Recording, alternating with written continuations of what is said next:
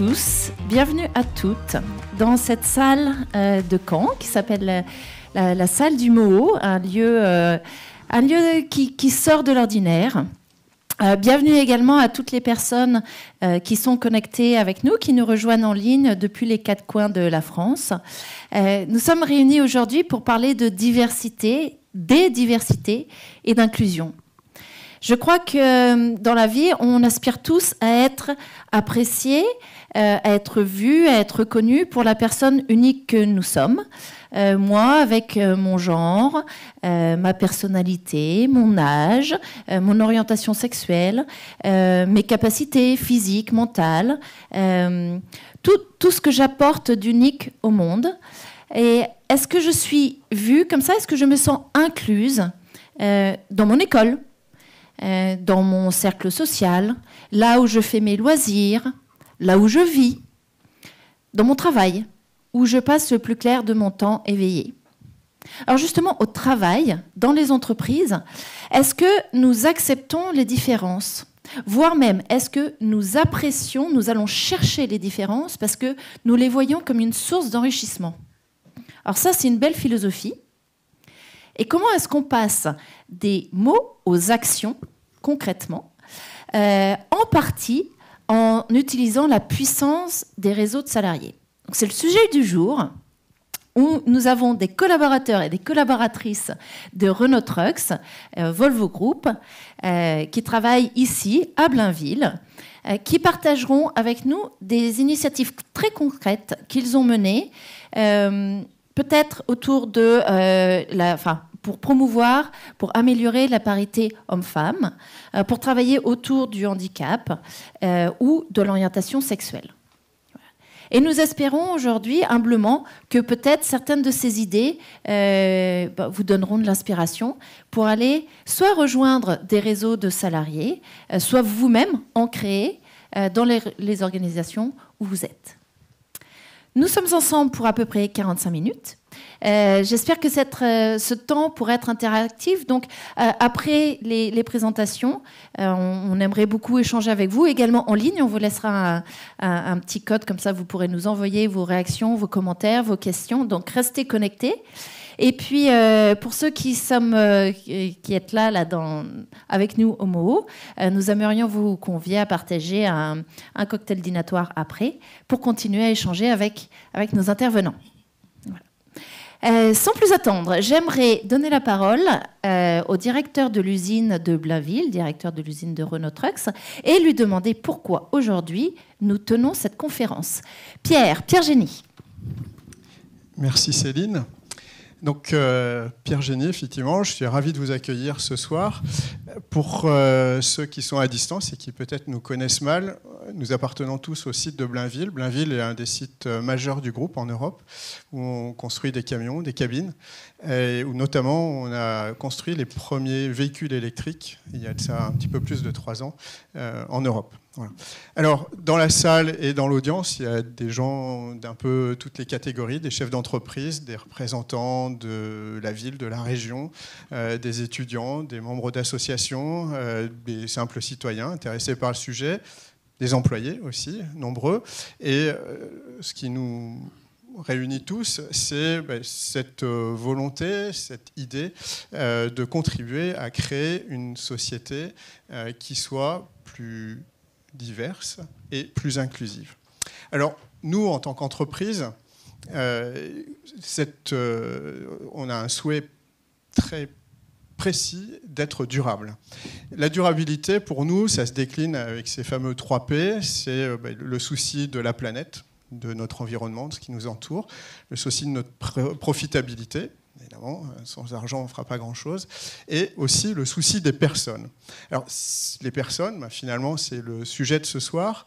Et si j'en viens à traduire la durabilité pour les personnes, ça se décline pour l'entreprise dans la nécessité de contribuer à l'épanouissement des gens qui travaillent dans l'entreprise. Éventuellement aussi de ceux qui sont en rapport avec l'entreprise, mais avant tout, des gens qui travaillent dans l'entreprise.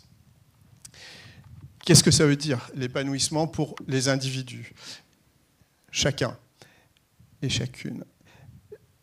Pouvoir s'épanouir, c'est être connu et reconnu dans l'environnement dans lequel on évolue chaque jour. Et pour être connu et reconnu, c'est pas comme c'est pas à travers une façade. Il faut qu'on puisse être nous-mêmes avec ce qu'on est, de manière authentique, sans masque, sans phare, avec nos qualités, évidemment. Ça, personne n'a le problème pour les montrer, mais aussi nos faiblesses, qui font partie de ce qu'on est, tous les points qui font notre spécificité et même, je dirais, ce qui fait notre unicité. Chaque être humain est unique. Alors, ça, c'est le besoin de chacun, chacune. Dans l'entreprise, comment on va faire pour contribuer à cet épanouissement ? Eh bien, il y a un mot-clé qui est le respect. Quand je me sens respecté, derrière, je peux donner le meilleur de moi-même et je peux être moi-même. Alors, le respect, c'est le mot-clé, mais il y a des conditions pour aussi pouvoir se développer. Il faut que nous, en tant qu'entreprise, on donne la possibilité à chacun qu'on attire en fait cette diversité et qu'on la conserve. Ce n'est pas tout de faire venir, il faut aussi créer et qu'elle reste. Et puis, il faut aussi donner des opportunités à chacun et à chacune de s'épanouir. Donc, c'est ce qui va se traduire plus par l'inclusion. Alors, les bénéfices de tout ça, ils sont évidents. On est une grosse entreprise, notamment sur le bassin normand. Donc, si nous, en tant qu'entreprise, on se comporte de manière plus vertueuse, derrière, ça va diffuser sur tout notre environnement, tout notre entourage, sur la société qui est autour de nous. Être divers et savoir exploiter cette diversité, développer cette diversité, c'est dans un monde complexe la garantie aussi d'être capable de faire face à davantage de situations. C'est innover mieux, c'est répondre mieux à tous les aléas. Et Dieu sait s'ils sont nombreux en ce moment, c'est être capable de créer davantage de valeur. Donc c'est un bénéfice pour l'entreprise. C'est aussi un bénéfice pour tous ceux qui travaillent dans l'entreprise, autant d'opportunités de se développer, de grandir, d'être soi-même, de s'engager et d'y aller à fond, sans arrière-pensée. Et puis, je dirais, à la fin, pour nous, entreprise aussi, c'est la garantie d'avoir un client satisfait. Et un client satisfait, c'est gage de pérennité. Alors, vous pourrez dire que ce que je vous décris, c'est une belle utopie et que c'est bien de le dire, mais ça n'arrivera pas. Et bien justement, on est là ce soir pour partager avec vous, très humblement, on est bien d'accord, mais de partager avec vous tout un tas d'initiatives qui nous permettent, jour après jour, de créer ce climat de confiance et de respect qui permet à chacun de s'épanouir. Je suis Céline. Là. Merci Pierre. Merci Pierre de rappeler le rôle que peut jouer une grande entreprise, et Renault Trucks en fait partie, pour façonner une société plus inclusive. Alors, avant d'entendre vos témoignages, moi j'aimerais bien savoir où vous en êtes sur ce sujet, personnellement. Est-ce que... alors peut-être qu'on peut se recentrer sur soi-même un instant et se demander, ah tiens, est-ce que moi je me considère comme quelqu'un d'inclusif ou inclusive ? Est-ce que je suis intéressée par ce sujet ? Est-ce que... non, si, oui, je suis plutôt ouvert d'esprit. Voilà, comment on se situe ? Alors peut-être qu'on peut s'évaluer là, de 0 à 5, puis on se met une petite note là. Et on y reviendra dans un instant. Gardez la note avec vous. Okay ? Mais c'est vrai quand même, je trouve que les choses ont heureusement beaucoup évolué au fil du temps. Et j'en discutais hier, je suis venue depuis Lyon en train, j'en discutais avec mes voisins de siège là. C'était un couple d'une autre génération, je pense qu'ils avaient peut-être 75 ans à la retraite. Mariés depuis 50 ans, ils avaient l'air très amoureux encore. Alors ça m'a fait plaisir au cœur. Et ils nous expliquaient, c'était pas comme ça avant, quoi. Et puis je voyageais avec 3 ingénieurs fraîchement diplômés d'écoles d'ingénieurs qui vont assurer la relève ici à Blainville, qui vont construire les camions de demain, des camions qui tournent au gaz et à l'électricité. Et puis, c'était intéressant de voir cette différence d'opinion et d'expérience. Et puis, on a regardé ensemble une vidéo sur le téléphone. Là. C'est quoi les avantages de travailler à la diversité et l'inclusion ? Donc, on est tombé sur un témoignage, une personne qui a, entre guillemets, fait fortune en montant des startups et qui n'a misé que sur la diversité. Et qui peut prouver que c'est un gain d'innovation, de satisfaction client, d'engagement, de productivité, comme le disait Pierre. Alors, pourquoi je vous raconte cette histoire ? J'aimerais qu'on revienne un petit peu en arrière. Ce couple, mes voisins, là, dans votre tête, comment vous les imaginez ? Est-ce que c'est ces gens-là ?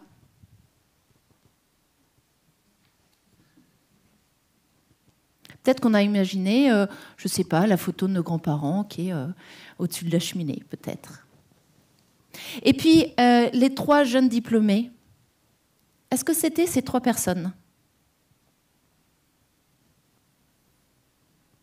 Peut-être qu'on a l'idée d'un ingénieur, c'est peut-être plutôt un homme, peut-être moins jeune, qui vient moins de... voilà, qui a un stéréotype assez standard dans la majorité. Et puis ce PDG là, qui a fait fortune, à quoi il ressemble dans votre tête ? Est-ce que c'est cette personne-là ? Donc cette personne vit en Inde et est malvoyant. Alors, merci de vous être livré à ce petit exercice avec moi. Vous voyez, ça montre que peut-être on s'est mis 5 sur l'échelle de l'inclusion. Et finalement, est-ce qu'on l'est autant qu'on le croit ou qu'on souhaiterait l'être ? Et ça, c'est dû à nos biais inconscients. Alors, je vous rassure, on en a tous. Si vous n'avez pas de biais inconscients, c'est que vous avez un encéphalogramme plat. Donc, c'est inhérent au fonctionnement humain. Tous les jours, on est bombardé d'informations. Il faut qu'on prenne des micro-décisions à chaque instant. Et donc, du coup, notre cerveau crée des automatismes, a fait des catégories dans telle situation, en face de telle personne. Voilà comment je pense. Voilà comment je réagis. Donc, ça nous rend service. Ça nous permet d'aller plus vite dans nos décisions, mais parfois, ça nous dessert. Parce que ça nous enferme dans des pensées stéréotypées. On refait toujours du même. Et ça nous prive d'opportunités d'aller découvrir la nouveauté. Donc, avoir conscience qu'on a des biais inconscients, c'est déjà la première étape vers s'ouvrir et s'enrichir de nouvelles expériences. Une autre façon, ça peut être également de côtoyer des personnes différentes et de rejoindre un réseau de salariés. Voilà. Alors, je vais passer la parole à Manuel en lui posant cette question. Ça sert à quoi des réseaux de salariés au sein d'une entreprise ? Quels sont les avantages pour l'entreprise et pour ses membres ? Manuel, bienvenue. Tu es le responsable de notre entité qui s'appelle European Medium Duty, dont fait partie l'usine de Blainville. Oui, bonjour à toutes, bonjour à tous. Je suis ravi d'être ici. Alors vous l'avez compris, notre entreprise Renault Trucks, qui fait partie d'un groupe suédois, le groupe Volvo, est particulièrement impliquée dans la promotion de la diversité et puis vraiment pour une meilleure inclusion dans l'entreprise et puis partout dans le monde. Alors je suis particulièrement personnellement convaincu que la diversité est une source de richesse pour l'entreprise et puis c'est une aide fondamentale pour travailler sur la transformation qu'on est en train de gérer dans notre entreprise. Donc c'est un accélérateur pour moi dans la transformation, c'est vraiment une source de création de valeur. Alors comment travailler sur la promotion de la diversité ? On l'a dit, effectivement, c'est à travers la constitution de réseaux. Et on a vraiment cette chance-là dans notre entreprise d'avoir des réseaux depuis de nombreuses années. Vous aurez beaucoup plus d'éléments de compréhension avec mes collègues un peu plus tard. Et qu'est-ce qu'un réseau ? Un réseau, c'est d'abord un espace de liberté de parole, je dirais, avec beaucoup de bienveillance. Donc on peut se retrouver entre collègues, partager sur nos difficultés, ce sur quoi on est confronté à la fois dans un environnement professionnel et personnel, et puis s'entraider. Donc c'est d'abord ça. Et puis ensuite, un réseau, c'est aussi une capacité de création, de proposer à l'entreprise, et pas qu'à l'entreprise, de générer par soi-même des idées qui vont permettre de travailler à plus de diversité et une meilleure promotion et une meilleure inclusion dans l'entreprise. Donc on est vraiment complètement en adéquation entre ce que l'entreprise souhaite faire et ce que les réseaux apportent à nos collègues. Et puis c'est réellement une chance pour nous de disposer effectivement de ces réseaux dans l'entreprise. Alors bien sûr, c'est quelque chose qu'on retrouve par ailleurs dans l'entreprise, c'est toujours les sachants qui sont les plus pertinents dans la construction de propositions d'amélioration. Et donc bien sûr, pour moi, les personnes qui ont été confrontées à la fois dans l'entreprise ou en dehors de l'entreprise à des difficultés liées à leurs différences, bien sûr, c'est pour moi les meilleures personnes pour pouvoir effectivement suggérer des propositions d'amélioration pour l'entreprise, pour promouvoir plus de diversité. Alors on a vraiment effectivement cette chance-là, mais ça nous oblige aussi en tant qu'entreprise et en tant que direction dans une entreprise telle que la nôtre. Et puis je dirais que ça oblige et ça responsabilise tous nos salariés et aussi nos managers de proximité, qu'ils soient à l'écoute, qu'ils soient bienveillants et qu'ils soient aussi accompagnants par rapport aux propositions que nos salariés et que nos réseaux apportent dans l'entreprise. À titre personnel, je suis très fier d'être le sponsor d'un réseau, et on en parlera un peu plus tard, le réseau WIN, qui est là pour promouvoir la diversité de genre dans l'entreprise. Et ça m'apporte énormément à titre personnel et également dans mon rôle de leader dans l'entreprise. Effectivement, d'être sponsor de ce réseau-là, ça donne déjà aussi une certaine permission, j'allais dire, à nos employés de rejoindre ces réseaux. Et donc, je pense que ça permet d'enlever un certain nombre de tabous et de difficultés auxquels ils ont pu être confrontés dans le passé. C'est aussi pour moi, bien sûr, en tant que représentant de la direction de l'entreprise, ça permet d'être encore plus à l'écoute. Et puis, ça me permet aussi de faciliter les actions qui peuvent être proposées par le réseau. Et puis, au final, je dirais que le point le plus important pour moi, à titre personnel, parce que je suis profondément convaincu de la nécessité de travailler sur la diversité, sur une meilleure inclusion, ça me permet à moi, en tant que leader, aussi de me reposer les bonnes questions au quotidien, de me poser des questions sur mon leadership, sur mes pratiques managériales, parce que je sais, bien sûr, qu'inconsciemment, j'ai des biais qui sont apparus du fait de mon éducation, du fait de l'environnement socio-culturel dans lequel j'ai évolué, dans lequel j'évolue encore. Donc vraiment, c'est très important, d'abord aussi pour moi, pour me reposer les bonnes questions au quotidien. Merci Manuel pour ton soutien auprès de nos réseaux, ton engagement pour la diversité et l'inclusion. Puis, en fait, quand les leaders ont des convictions fortes, des convictions personnelles et qui montrent l'exemple, ça change tout. Alors, les réseaux, qu'est-ce qu'ils font ? Pour vous en parler, je voudrais vous présenter Jean-Thérèse, Alexandra Roussel, Jean-Christophe Tato, Anaïs Neveu, Ingrid Lecoq, Mokrane Brahmi, Nadia Marie et Marie-Laure Jeunesse. Bienvenue à tous. Je vais commencer avec toi, Jean. Tu es responsable emploi et compétences.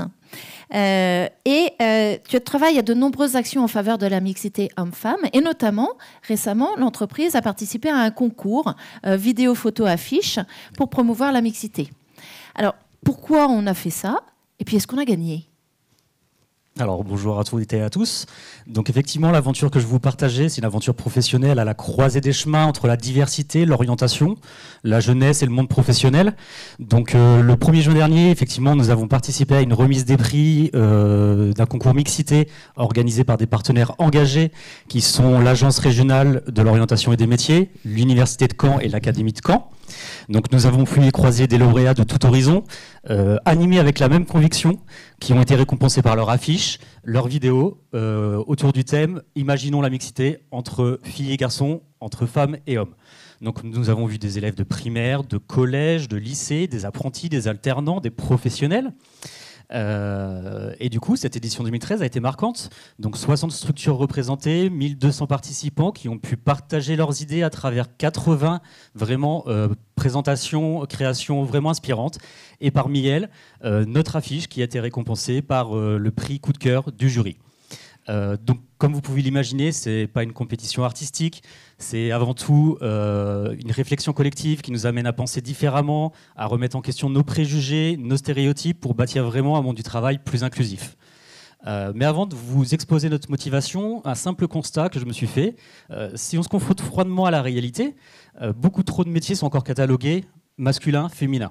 Les femmes sont surreprésentées dans les métiers du service à la personne, de l'éducation, de la santé. Les hommes, par exemple, dans l'ingénierie, la mécanique, la maintenance. Et donc, et il était encore aussi, un certain nombre d'années, difficile de croire que des femmes pouvaient travailler sur des lignes de production. Cette réalité, comme tu le disais tout à l'heure, vient entre autres de biais et de schémas inconscients qu'on nous inculque dès notre plus jeune âge. Par exemple, on a tous entendu ces phrases stéréotypées du genre mais non, ma petite fille, joue pas avec le camion de ton petit frère, va plutôt jouer avec ta Barbie, ta poupée. Alors, à partir de ce moment-là, posons-nous tous une question. Pourquoi se passer de la moitié de la population dans nos métiers ? Donc, pour ma part, je suis convaincu qu'il est très important de mettre tout en œuvre, à tout niveau, pour informer, sensibiliser et échanger auprès des jeunes et des moins jeunes, pour briser justement ces stéréotypes qui limitent un peu le champ des possibles de nos jeunesses et promouvoir une représentativité équilibrée de nos métiers. Car après tout, on a tous la chance, on devrait tous avoir la chance de pouvoir s'épanouir dans un métier qui ont du sens pour nous. Et au travail, ce qui compte avant tout, c'est la passion et le talent. Alors effectivement, donc, si on a appris, enfin, si nous sommes le fruit de notre culture, de notre éducation, ça veut dire qu'on a appris des choses qu'on peut donc désapprendre. Oui, et apprendre du nouveau. Effectivement, et c'était exactement l'ambition que nous voulons afficher en participant à ce concours. C'était de planter les graines de la diversité et de l'inclusion dans le processus d'orientation de nos jeunes. Et ça a été possible grâce à un super binôme communication et RH. Donc ce prix, c'est pas seulement une récompense, c'est surtout une reconnaissance de notre humble engagement pour pouvoir créer une société où les jeunes sont poussés, sont guidés par des passions, par des passions, des rêves, et non pas par des stéréotypes. Cette aventure, qui est pour moi plutôt un voyage, nous rappelle que ces mots, les diversités et l'inclusion, ce ne sont pas que des mots à la mode. Nous devons tous être acteurs par de petites actions sincères pour pouvoir façonner dans le monde dans lequel on veut vivre et surtout bâtir un avenir où l'inclusion et les diversités sont des opportunités vraiment pour s'épanouir. Merci Jean pour ce beau témoignage et bravo pour avoir gagné le prix du jury, le prix coup de cœur pour cette affiche. RH.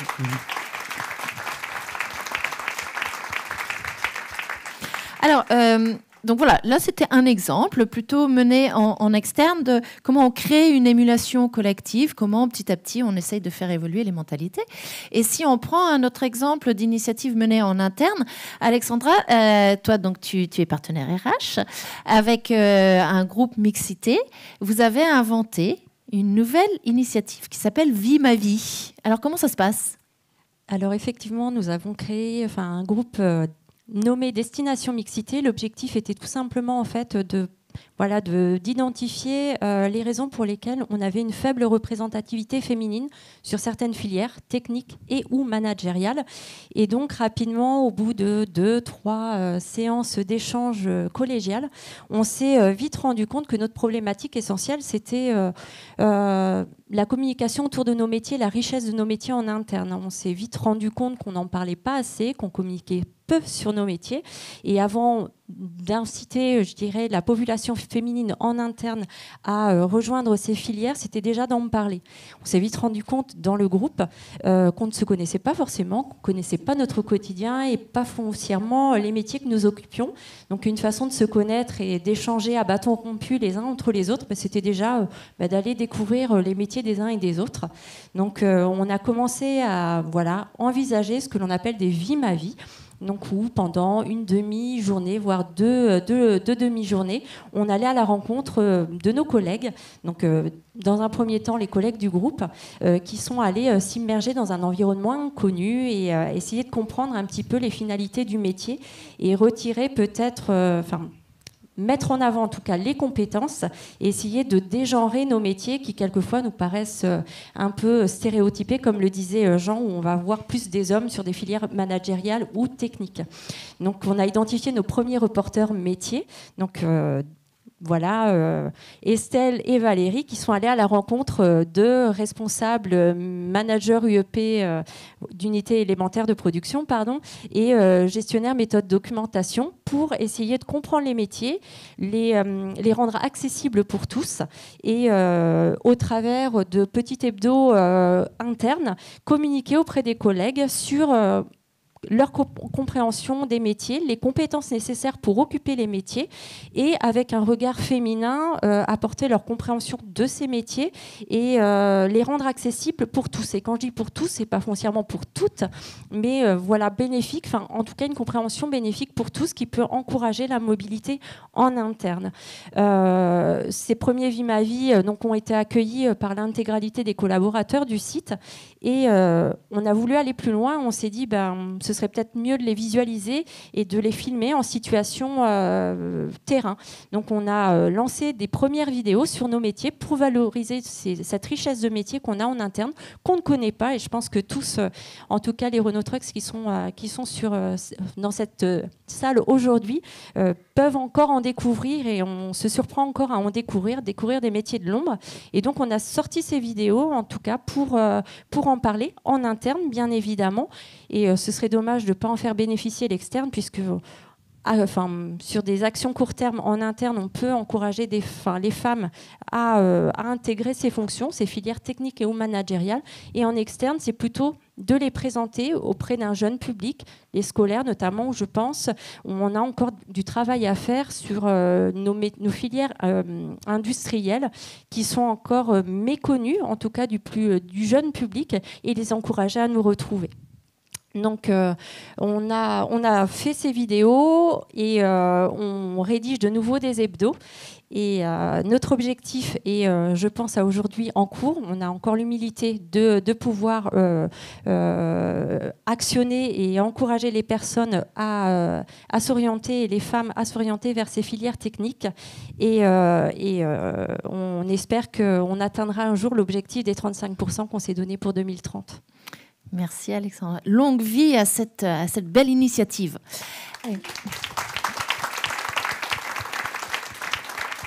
Alors, une autre façon de promouvoir la diversité de genre, ça peut être par exemple via un réseau que tu as mentionné, Emmanuel, qui s'appelle WIN, ça veut dire Women Internal Network, Women Inclusion Network même, voilà, qui compte au sein de Volvo Group en France 600 membres et qui a fêté ses 10 ans.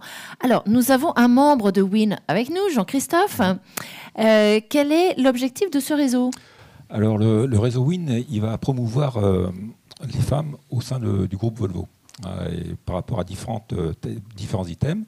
Donc, Manuel en a parlé tout à l'heure. Donc, c'est la diversité de genre, l'inclusion et surtout l'égalité professionnelle entre les femmes et les hommes.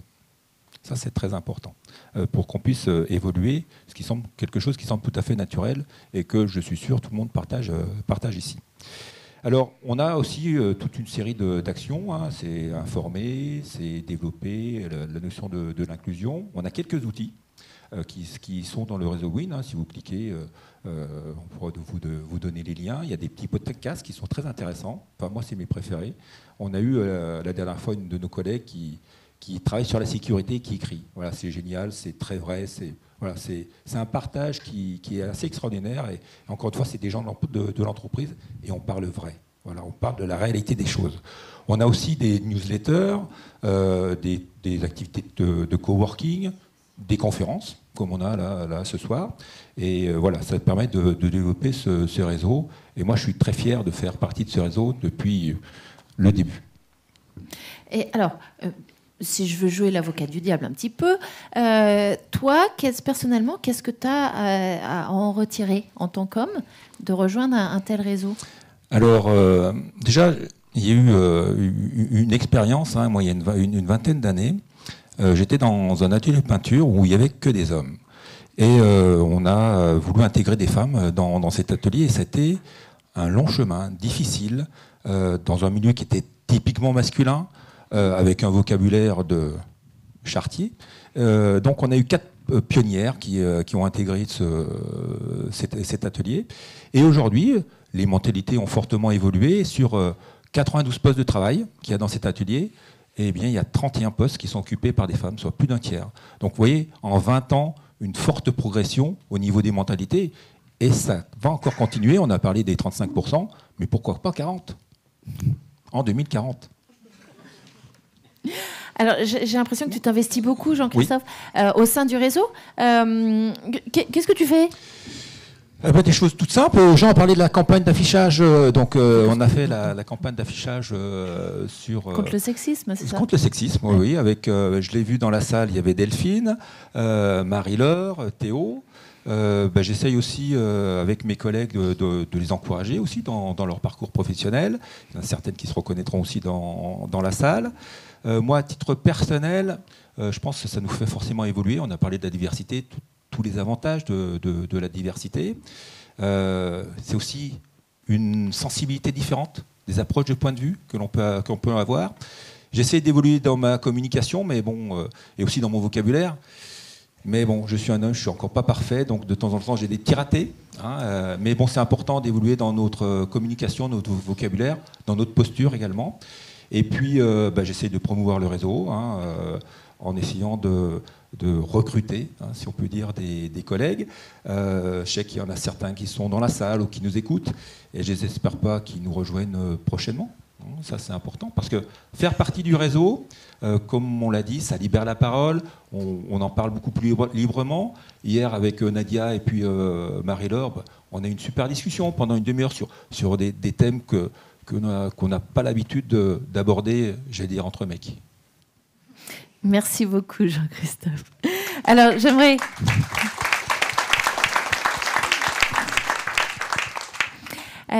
maintenant évoquer une autre facette des diversités avec toi, Anaïs. Tu es assistante sociale et tu gères l'accord, enfin tu es référente handicap à l'usine de Blainville, et puis tu gères l'accord qui s'appelle Handi Accord, dans lequel l'entreprise s'engage depuis 30 ans. Alors comment tu le fais vivre cet accord ? Donc, bonjour à tous. Donc, moi, pour animer l'accord, je travaille en réseau et principalement avec un groupe d'animation qui a été mis en place en 2017, donc à mon arrivée dans l'entreprise. C'est un groupe qui compte 6 personnes, 6 salariés avec des métiers différents. On se rencontre régulièrement, environ une fois par trimestre, un peu plus s'il le faut, pour mettre en place des actions autour donc des 3 grands enjeux de l'Handi Accord. Donc les 3 grands enjeux qui sont en premier donc faire évoluer les mentalités. Donc pour ça, on a des actions tout au long de l'année sur des thèmes différents. Il y a une semaine qui est importante et que vous connaissez peut-être, c'est la semaine européenne de l'emploi des personnes handicapées, donc la SEPH, qui aura lieu là au mois de novembre. Donc sur cette semaine, nous, on sensibilise au maximum les collaborateurs sur un thème. Donc on a déjà vu plusieurs thèmes, par exemple la trisomie 21, les 10, donc dyslexie, dysorthographie, etc. Tout ce qui est aussi travail adapté et protégé, donc en mettant en avant les AT et entreprises adaptées avec laquelle on travaille sur le site de Blainville. Et puis là, pour 2023, on a sélectionné le thème des handicaps invisibles, donc qui représente 80% des handicaps. C'est un thème qui a été sélectionné grâce à nos collaborateurs, puisqu'il y a un questionnaire qui avait été élaboré en amont et pour lesquels les collaborateurs se sont positionnés sur ce thème. Donc ça, c'est pour le premier enjeu. Le deuxième enjeu pour lequel on travaille beaucoup, c'est donc tout ce qui est de favoriser l'insertion professionnelle des personnes en situation de handicap. Pour parler de ça, je vais parler d'une action qu'on a réalisée au mois de septembre avec mon collègue Jean. Donc c'était la 4e édition de l'Handi Accord, de l'Handi Meeting, de l'entreprise. L'objectif, c'est vraiment de faire connaître l'entreprise, nos métiers à des demandeurs d'emploi en situation de handicap. En fait, on se rend compte que souvent les personnes ont aussi des a priori, des idées reçues et qu'ils ne se sentent pas forcément capables de venir travailler dans l'industrie. Donc c'est vraiment faire évoluer ça. Concrètement, nous, on a travaillé avec Cap Emploi et Pôle Emploi en invitant 12 demandeurs d'emploi à venir sur une matinée où ils ont pu donc visiter le site, rencontrer donc des professionnels de terrain, découvrir les activités, les métiers, et puis on a vraiment on a adapté la visite aussi au public qui était accueilli pour montrer aussi des adaptations de postes qui pouvaient être faites pour faire comprendre qu'on adaptait vraiment les choses aux personnes. Et à la fin de cette matinée, on avait aussi un job dating qui était organisé avec nos 3 agences de travail temporaire qui sont sur le site. Et depuis, donc, on a 3 personnes qui sont encore en processus d'embauche, en cours en tout cas. Donc, une personne qui attend éventuellement une entrée sur site, une deuxième qui est en attente de formation et un troisième qui a été orienté vers une agence de ville, puisque il avait des restrictions qui ne permettaient pas forcément un accès sur le site. Et pour donc du coup le 3e enjeu de l'Handiaccord, je laisserai Céline reprendre la parole. Mais moi je voulais conclure en disant qu'il était primordial, à mon sens, d'avoir un bruit de fond sur le thème du handicap, mais plus principalement sur la diversité, puisqu'il est important que les collaborateurs soient sensibilisés au quotidien, même ceux qui ne se sentent pas forcément concernés, puisqu'on sait que une personne sur 2 sera confrontée à un handicap définitif ou temporaire au cours de sa vie. Alors, une personne sur 2, c'est énorme. Donc moi, je retiens ce chiffre, et puis également 80% des handicaps qui sont des handicaps invisibles. Le 3e enjeu de l'Handiaccord, c'est le maintien dans l'emploi des personnes en situation de handicap. Et sur ce sujet, je sais que tu as travaillé en binôme avec Marie-Laure pour accompagner une personne qui se trouve à ma gauche, Ingrid. Bonsoir.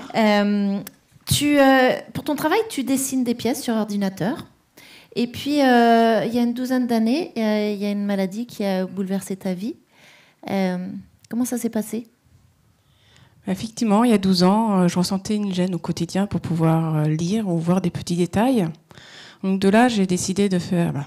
on a fait tout un tas d'examens et on a diagnostiqué que j'étais atteinte de la maladie de Stargardt. Donc c'est une dégénérescence maculaire, c'est une paroi de la rétine, une paroi centrale qui se dégénère. Ça ressemble à une maladie que vous connaissez peut-être, qui s'appelle la DMLA. C'est la dégénérescence maculaire liée à l'âge, sauf que moi je n'ai pas l'âge. Donc au quotidien, au début, j'avais une gêne, donc j'essayais de compenser par mes propres moyens. Comme je travaille sur ordinateur, il existe une option qui permet d'avoir une fenêtre qui zoome, mais le rendu était vraiment exécrable, c'était vraiment flou. Donc de là, étant sensibilisée par les actions sur le handicap sur Eurotruck, j'ai décidé de faire reconnaître mon handicap pour mon employeur pour qu'on puisse m'aider. Suite à ça, effectivement, le service ergonomie santé se sont rapprochés de moi. On a longuement échangé sur mon travail, sur mon poste, pour essayer de trouver les meilleures solutions pour que je travaille dans des meilleures conditions. Et depuis, mon poste a été adapté. Et comment il a été adapté, justement ? À ce jour, donc, j'ai 2 grands écrans de 27 pouces et j'ai une lumière à direct. Donc, c'est une lumière qui se projette sur le plafond, donc ça évite de fatiguer mes yeux. Et j'ai aussi, donc surtout, un logiciel qui me permet de grossir et de pouvoir travailler et de mieux voir sur mon écran. Et aussi une loupe électronique qui, elle, me permet de pouvoir lire les documents papier et les plans des pièces que je dessine, par exemple. D'accord. Et tu disais Ingrid, que il n'était pas possible pour toi de nécessairement te déclarer en situation de handicap tout de suite. Pourquoi ? Au début, au tout début, les symptômes n'étaient pas trop importants, donc je ne voyais pas l'utilité, je me sentais pas différente. Mais avec le temps, vu que la maladie évolue, effectivement, j'étais gênée au quotidien, donc j'hésitais parce que j'avais certainement peur qu'on me juge et aussi qu'on se dise que j'allais être moins performante que les autres à mon travail. Bien sûr. Et pour toi, qu'est-ce que ça a changé les démarches que propose l'entreprise autour de cette question ? Tout d'abord, le côté matériel. Du coup, avec tout le matériel que j'ai, je peux travailler dans de meilleures conditions. Mais il y a aussi le côté entourage au travail. Parce que c'est important de sensibiliser les gens parce que pour qu'ils aient les bons réflexes. Parce qu'effectivement, par exemple, quand on est en réunion, une personne qui présente un slide, faut qu'il lise le slide pour que je puisse suivre la réunion. Et puis aussi, au quotidien, me décrire des choses que je ne pourrais pas voir à cause de ma maladie. Mais tu me disais que c'est, entre guillemets, tout un chemin C'est tout un chemin parce qu'effectivement, mon handicap, il ne se voit pas. Les gens qui le savent, des fois, l'oublient au quotidien. Donc, effectivement, des fois qu'on me dit, tu vois. Je dis non, je ne vois pas. Donc, les gens tout de suite s'adaptent et tout de suite se corrigent. Et effectivement, ça se passe bien. Merci Ingrid pour ce témoignage. Une invitation peut-être à nous tous d'être attentifs, peut-être aux personnes avec qui on travaille et qui partagent notre quotidien. Merci Ingrid.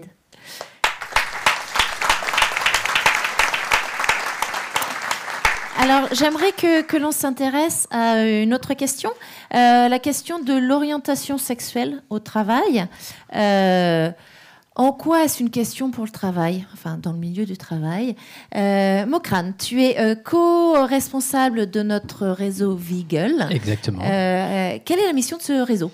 Oui, alors je fais partie donc du réseau Veagle en tant que responsable avec d'autres personnes du réseau. Donc c'est un réseau de salariés pour les salariés LGBT du groupe, mais pas que. Donc aujourd'hui, c'est un réseau qui a été créé en 2008, qui compte un peu plus de 300 membres, c'est un réseau global, et 1400 alliés. On reviendra sur la notion des alliés. L'objectif du réseau, c'est d'accompagner nos salariés LGBT à pouvoir être tels qu'ils sont, ouverts au travail par rapport à leur orientation sexuelle, parce qu'on sait qu'aujourd'hui, il faut avoir en tête qu'un salarié sur deux, tout à l'heure on parlait d'un salarié sur deux, un salarié sur deux concerné, donc LGBT, n'est pas ouvert par rapport à son orientation sexuelle au travail. Tout ça parce que c'est des personnes qui ont peur que ça puisse nuire à leur carrière ou des représailles qui peuvent se faire ou des jugements négatifs par rapport à ça. Et l'objectif du réseau, c'est vraiment d'essayer de se tourner auprès de nos salariés pour leur donner la chance de pouvoir être tels qu'ils sont au travail et pouvoir comme ça obtenir d'eux aussi leur potentiel maximum, c'est-à-dire arriver au travail sans avoir à se forcer à trouver des mécanismes pour cacher qui on est, à la personne avec qui on vit, et se sentir à l'aise auprès de ses collègues, peu importe son orientation sexuelle. Mokrane, est-ce que tu peux nous donner vraiment un ou deux exemples d'actions phares que mène Veagle pour justement permettre cette plus grande ouverture? Ce qu'on se rend compte, c'est que pour la plupart des personnes, quand on est hétérosexuel, la normalité, on part du principe que les personnes qui nous entourent sont également hétérosexuelles. Donc c'est le manque aussi, on nous relève très souvent de comment savoir aborder de ces questions-là en entreprise. On nous met aussi, on a beaucoup de biais qui font que très souvent on nous dit ça fait partie de votre sphère privée. Sauf que tout le monde, quand vous arrivez au travail, ça vous arrive de poster la photo de vos enfants, parler du week-end, ce que vous avez fait, avec qui vous l'avez partagé. Et donc, ce qu'on fait, c'est on accompagne les équipes de management à aborder de ces questions-là, comme par exemple un guide dont vous pourrez vous servir à la fin, qu'on a pu développer en partenariat avec tous les membres et les alliés du réseau, en collaboration. C'est un guide qu'on a développé qui permet d'aborder des questions que vous pouvez avoir par rapport à l'orientation sexuelle. Et quand vous avez une personne dans votre équipe qui est concernée, peut-être que lui tendre une perche, ça lui permettra d'être tel qu'il est, ouvert auprès de vous. Et ça, c'est vraiment ce qu'on recherche quand on a une personne concernée. C'est des signaux qui nous rassurent, qui font qu'on puisse parler de notre orientation sexuelle ouvertement auprès de nos collègues ou de notre responsable. Et merci Mokrane. Si vous le souhaitez, nous avons mis à disposition ce guide gratuitement à l'externe. Donc n'hésitez pas à le télécharger en scannant ce QR code. Nadia, tu es membre du réseau Veagle.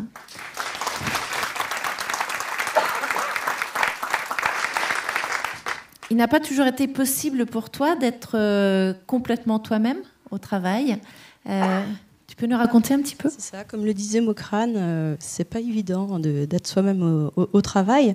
Ça fait 18 ans que je suis chez Renault, ça fait 14 ans que je suis avec Morgane, et je viens simplement de dire il y a 2 mois à mon équipe que j'étais homosexuelle. Donc c'est tout à fait récent. Donc c'est pas évident, c'est quelque chose. Dans la vie de tous les jours, on veut pas mentir. Donc, quand on nous pose la question, par exemple, qu'est-ce qu'il fait ton copain dans la vie, on répond mon ami, ma moitié. On trouve des subterfuges en fait. On a peur aussi, on a peur du jugement, on a peur des moqueries, d'être le potin de l'usine. Et parfois aussi, enfin, on ne participe pas non plus, par exemple, à des choses toutes simples que font les autres. Hein. C'est que on ne va pas au ski, on ne profite pas des journées à Disneyland, on ne fait pas les journées en famille, par exemple. Donc voilà, c'est assez compliqué dans la vie de tous les jours. Et qu'est-ce qui a fait que ça a changé pour toi ? Donc en 2021, j'ai changé de manager. J'ai eu un manager, j'ai eu un manager nouveau, bienveillant, et du coup une relation s'est installée de confiance entre nous. Et donc j'ai pu en parler plus ouvertement. En fait, il me disait dans notre réunion individuelle, il me disait, avec toi Nadia, il n'y a pas de souci, on peut parler du travail, enfin des choses concernant le travail, il n'y a aucun souci. Par contre, dès que on doit parler de ta vie privée, en fait, tu es très secrète. Il prend un exemple, c'est celui d'un lundi matin au café. Il me demande comment était mon week-end. Je dis très bien, je me suis mariée. Et donc voilà. Donc, ce qu'il me répond, c'est que pour lui, c'était étonnant parce que généralement, les personnes en parlent pendant des mois, des préparatifs, etc. Et puis moi, non, je me suis complètement fermée. Donc voilà. Et puis donc cette relation de confiance. Et ensuite, il y a eu aussi un séminaire récemment, donc au mois de septembre, avec notre équipe. Et on a eu 4 nouveaux arrivants, donc il a décidé de faire une présentation personnelle, nos loisirs, et puis une présentation professionnelle. Donc voilà, je me suis dit, avec l'élan qui est proposé, par exemple, comme des journées comme aujourd'hui, l'inclusion, la diversité, le travail quand j'ai rejoint aussi Mokrane dans le réseau Vehicle, enfin les interventions que tu fais, la discussion avec Marie-Laure, etc. Donc je me suis dit, tout ça, voilà, les voyants sont au vert et maintenant je peux y aller, je peux en parler. Donc voilà, j'en ai parlé ouvertement. Donc c'est ce qui s'est passé. Donc pour moi c'était un petit pas, mais pour moi c'était un grand pas. Donc voilà.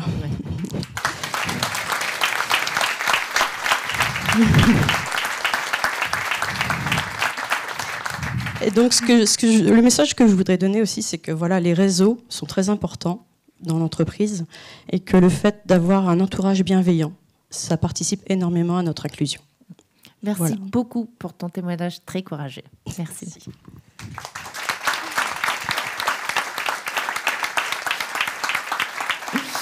Notre dernière invitée, Marie-Laure, tu fais partie de plein de réseaux. Tu es ergonome. Quelle est ta motivation à participer au réseau ? D'abord, bonjour à toutes et à tous. Alors, je suis ergonome et c'est essentiellement la raison pour laquelle je fais partie de ces réseaux. Mon travail consiste essentiellement en fait, à adapter le travail à l'humain dans toute sa diversité. Et pour comprendre cette diversité, et pour des convictions très personnelles aussi, j'avais besoin de faire partie de ces réseaux. Donc, je suis membre dans le réseau Handiaccord que Anaïs anime. Je suis dans le réseau WIN, et égalité de genre, et je suis aussi alliée. On peut être allié aussi dans le réseau Vehicle. Donc, qu'est-ce que c'est qu'être allié concrètement ? Concrètement, ça veut dire qu'on peut faire partie du réseau Vehicle pour comprendre en fait ce que vit la communauté LGBT à travers des témoignages comme l'a fait Nadia. Et puis, on est aussi là pour soutenir. Voilà, être une écoute ou soutenir ces personnes. Et puis il y a une façon, je crois, dans notre monde digital, de montrer qu'on est allié. Vous savez, on a peut-être une petite photo sur notre Outlook ou sur Teams, etc. Et on peut afficher nos couleurs, afficher notre engagement. Et là, on a un exemple. Alors oui, là, vous avez la photo de Charlotte, qui est infirmière en santé au travail. Elle est aussi alliée dans le réseau LGBT.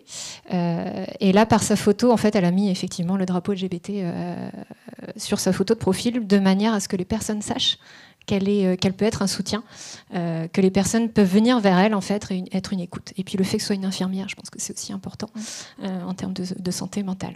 Et je sais, Marie-Laure, que tu as fait un travail à travers tous ces réseaux pour proposer un outil qui s'appelle le respectomètre. Oui, exactement. Donc, à travers tous les témoignages, l'ensemble des témoignages des différents réseaux, donc en grande partie c'est Réseau WIN qui a mené cet outil avec la collaboration de Mokrane du réseau Vehicle. On a créé cet outil sous forme de toise qui s'appelle Grandir avec le respectomètre, avec le respect au travail. À travers ces réseaux, on a identifié différents témoignages et propos qu'on a classés par couleur. Donc en zone rouge, on a défini tous les propos qu'on estimait toxiques, inacceptables dans l'entreprise. On a ensuite défini des propos agissements qu'on estimait hostiles en zone jaune, surtout lorsqu'ils étaient répétés. Et puis là, vous voyez la zone verte, la zone bleue, la zone vers laquelle on souhaite tous aller, qui est la zone en fait vers laquelle on veut travailler dans un environnement bienveillant, respectueux, serein et inclusif. Donc voilà, l'idée aussi de cet outil, c'est que on a tous grandi, on l'a vu avec les biais des critères sociodiscriminants, on a tous grandi avec des préjugés, moi aussi. Et en travaillant justement avec ces réseaux, j'ai aussi grandi, on a tous appris à grandir. Et l'idée, c'est que tout le monde fasse ce travail d'introspection, ce travail de développement personnel. Et l'idée aussi, c'est de l'afficher de manière à parler de ce sujet qui est quand même, tous ces sujets qui sont assez tabous. Et libérer la parole, puisqu'aujourd'hui, en fait, si on ne libère pas la parole, on ne va jamais réussir à casser tous ces stéréotypes. Voilà. Cet outil, d'ailleurs...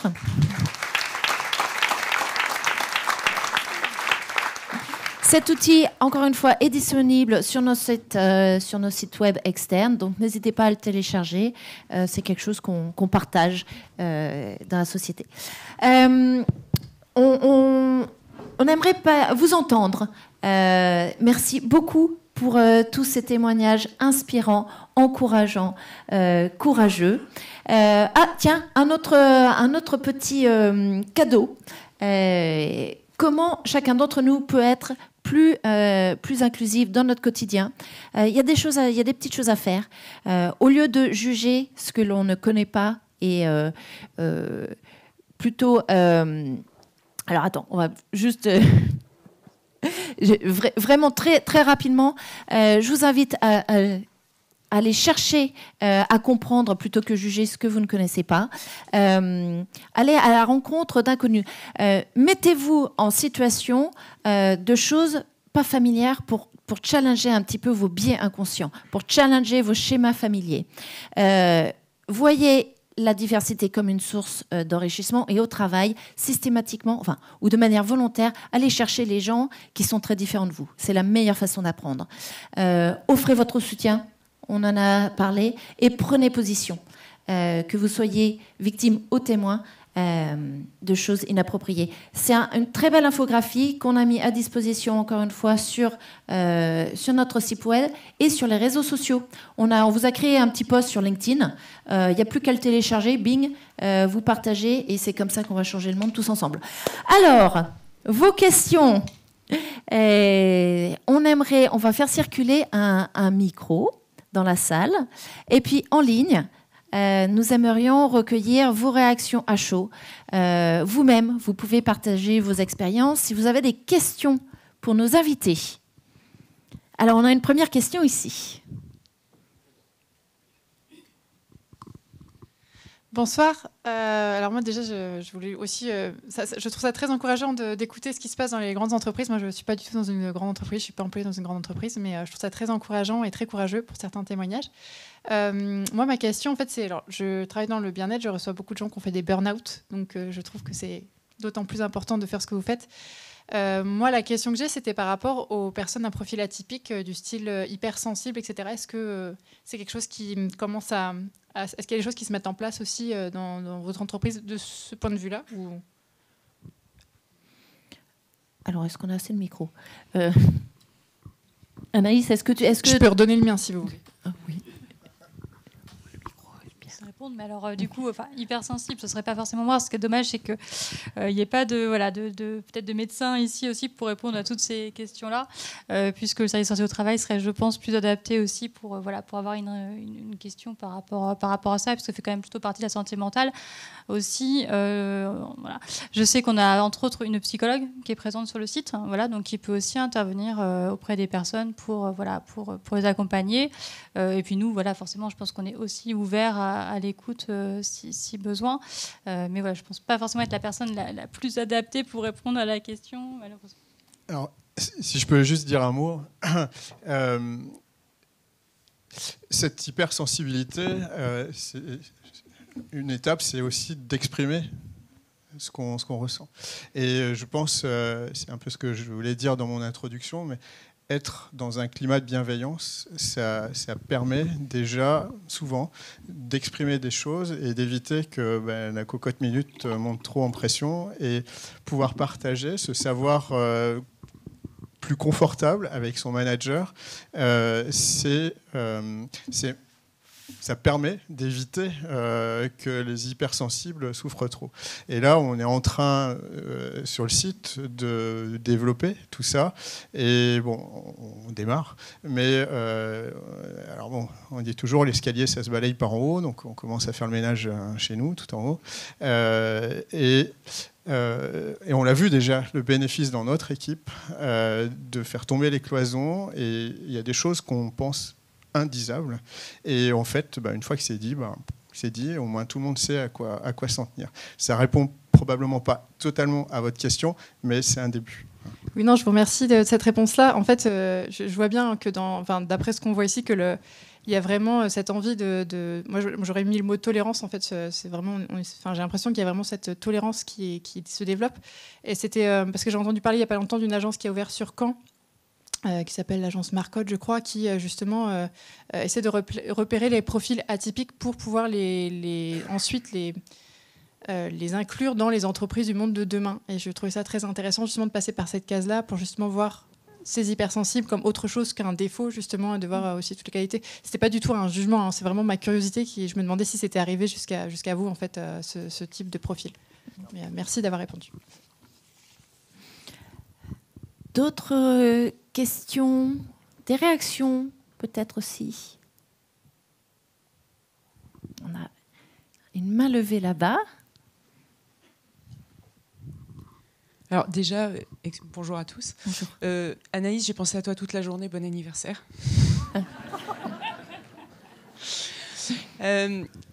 J'ai fait partie quelques années, malheureusement j'étais obligée un peu de m'écarter pour plein de raisons, de santé notamment, du groupe Handi Accor.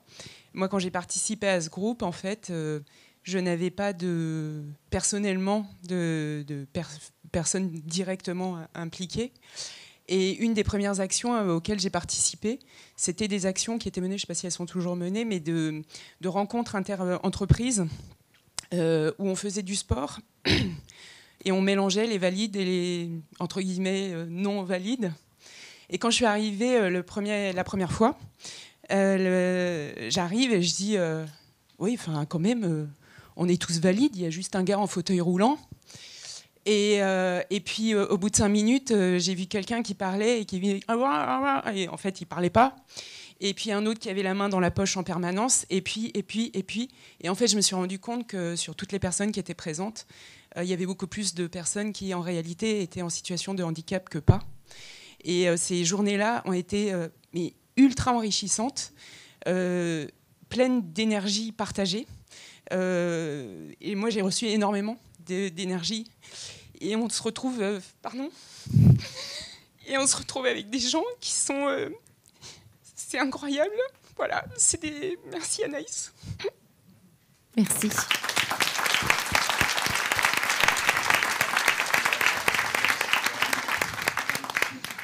Donc pour répondre à Isabelle, donc du coup non, ça se fait. Enfin, pour l'instant, ça s'était un petit peu arrêté puisqu'il y a eu le Covid. Donc le Covid avait un petit peu calmé tout ça, mais on avait fait ça pendant 2 ans, je crois. Jean-Christophe était là aussi, hein, d'ailleurs.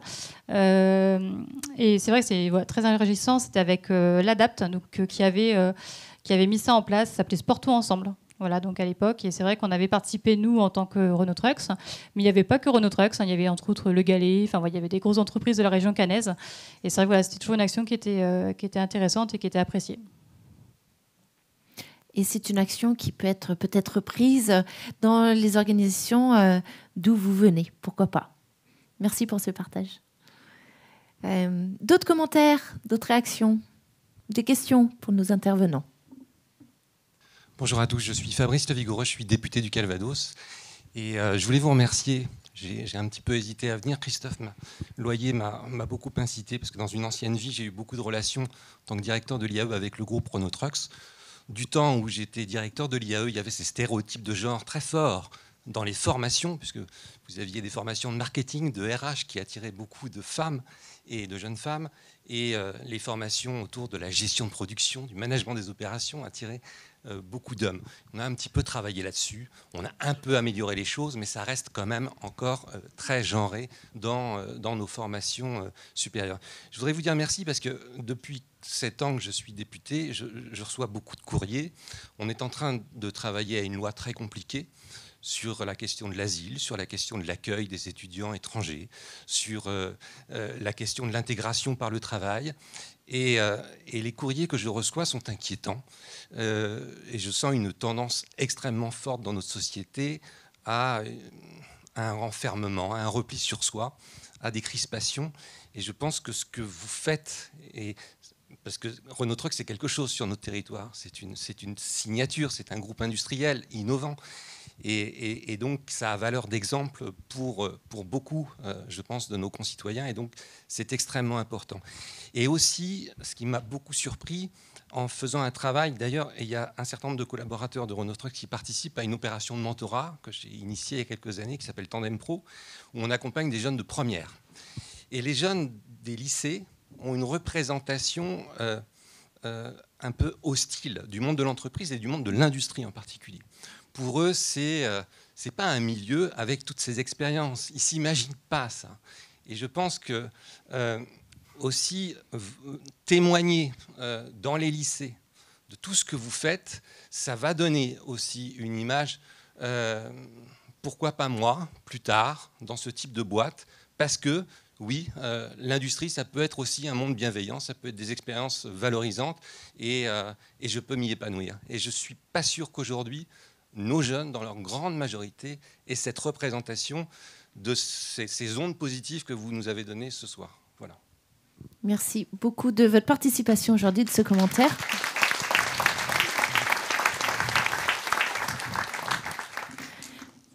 Je pense que le Vie ma vie dont tu parlais, Alexandra, l'idée de le communiquer à l'externe, ça en fait partie.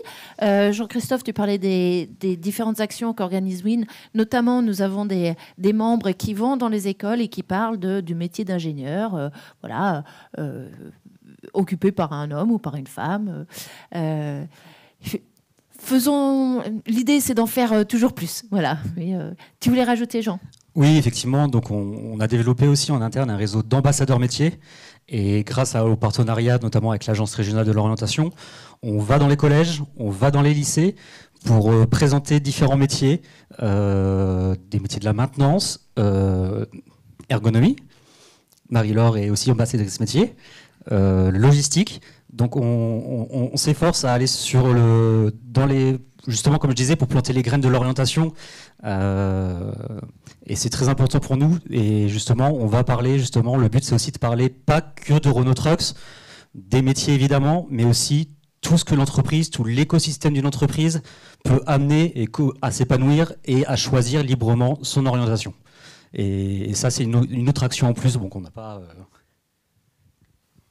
Et je souhaitais juste aussi surenchérir sur ce que présentait Jean, parce que on l'oublie également, mais il existe aussi des semaines où on accueille en fait des jeunes pendant une semaine dans l'entreprise pour découvrir nos métiers. Donc ils découvrent effectivement les ambassadeurs métiers, mais sur des situations de terrain. Et on l'a déjà fait, on l'a fait, on va le refaire. Et donc c'est des initiatives qui sont extrêmement intéressantes et où on allie à la fois les enseignements généraux que l'on met en correspondance avec les pratiques terrain. Par exemple, les cours de géographie vont se lier avec les cours avec les métiers des appros pour découvrir le cheminement des pièces, par exemple. Pour la maintenance, on a découvert comment réaliser des AGC avec les cours de technologie, et c'est fort riche à la fois en interne, parce que ça nous permet des fois de se remettre bien en question sur nos métiers, nos pratiques, et encourager à faire découvrir nos métiers. Et puis également pour les enseignants également, à qui ça permet aussi de s'ouvrir sur le monde de l'industrie et découvrir un peu plus nos métiers qu'ils méconnaissent, à mon sens. Et donc c'est des actions qu'on mène et qu'on va continuer à mener. Une dernière chose également, parce qu'on parlait des personnes immigrées. Donc ça, c'est une action qu'on est en train de développer avec le Calmec. c'est qu'on va essayer d'intégrer des personnes bénéficiaires de la protection internationale dans le monde de l'entreprise. Et pour cela, on sait bien que la barrière de la langue, c'est compliqué. Donc, c'est de mettre en place aussi tout un processus de programme pédagogique pour apprendre le français tout en travaillant. Et donc, ça, c'est quelque chose qui est en cours, qui est dans nos plans d'action. Merci pour ces informations. Diversité et l'inclusion, c'est un long chemin. Par où on commence? Quelle est la prochaine étape? N'hésitez pas à aller visiter notre site renotrux.fr où vous retrouvez tous les outils qui vous ont été présentés aujourd'hui, que vous pouvez aller partager dans vos environnements. Ça peut être si vous êtes engagé dans un milieu associatif, avec votre famille, etc. Donc nous avons le respectomètre. Il y a le guide sur l'identité de genre et les orientations sexuelles. Il y a les 5 comportements que l'on peut tous commencer à mettre en place dans nos vies au quotidien, quelque chose que vous pouvez partager sur LinkedIn aussi. Et puis, si cette conférence vous a plu, elle est enregistrée, elle est disponible sur renotrux.fr, donc n'hésitez pas à la partager pour qu'on ait un peu plus un langage commun. Et puis, voilà. Pierre, Emmanuel, est-ce que vous voulez nous laisser le mot de la fin? Alors, moi, juste un petit mot. Bon, vous voyez, on a parlé de diversité là, pendant plus d'1 heure. Et on voit tous ceux qui sont impliqués, l'énergie qui rayonne, tout ce que ça libère, tout ce que ça crée de positif. Mais en même temps, travailler dans la diversité, c'est plus compliqué. Parce que quand on est d'avis différents, il faut travailler pour arriver à aller ensemble dans la même direction. Et notamment dans une entreprise, il faut aller tous dans une direction. Et donc, on est toujours dans ce combat entre diversité et uniformité. Et alors, on connaît tous ce dicton. L'ennui naquit un jour de l'uniformité. Et on connaît le dicton, on ne sait pas d'où il vient. Il vient d'une fable de la fin du XVIIIe siècle qui raconte l'histoire de 4 amis qui sont très amis et qui ont de grandes discussions et de grands débats. Mais une chose les désole, c'est qu'ils prennent ça comme des querelles. Voilà. Et donc, ils se disent quand même, pour parfaire notre amitié, il faudrait qu'on arrête ces querelles. Et donc, ils s'adressent aux divinités pour qu'ils arrivent à devenir tous du même avis. Et donc, aux joies, ils sont exaucés, et donc, ils arrivent à être tous du même avis. Et là, l'amitié qui était très forte, ils n'ont plus rien à se dire. Parce que, justement, tout devient uniforme. Voilà. Donc pour moi, c'est un peu comme ça que je résume tout ce qu'on s'est dit ce soir et tout ce qui est ma vie à moi au quotidien. C'est de faire de cette diversité une richesse et quelque chose qui fait que on arrive à bâtir dessus avec cette diversité et pas malgré la diversité.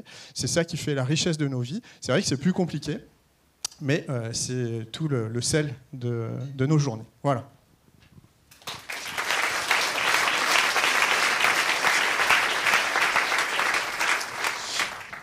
Merci Pierre, c'était très très inspirant. Moi, je voulais surtout remercier en fait l'ensemble des personnes qui ont préparé cette session-là. Je sais que beaucoup de personnes ont pris beaucoup de temps et sur leur temps pour préparer cette session. Merci à vous tous aussi, à vous toutes et à vous tous de votre écoute. Moi, j'ai été très très fier d'être là aujourd'hui et d'entendre nos collaborateurs. Donc, ça m'a beaucoup ému, beaucoup touché. Et puis voilà, mes petits secrets à moi en fait pour penser au quotidien à l'inclusion et à la diversité, c'est d'abord de m'entourer de personnes diverses. Donc j'ai Pierre, mais j'ai un certain nombre d'autres personnes dans mon équipe avec pas mal de diversité. Donc ça me permet bien sûr au quotidien de penser à une meilleure inclusion. Et puis c'est aussi dans mon imaginaire, c'est très souvent de penser à ma famille, à mon entourage, et notamment à mes enfants, et finalement de vouloir clairement changer et améliorer ce monde dans lequel on vit, pour qu'il soit beaucoup plus inclusif à l'avenir. Voilà. Merci à tous.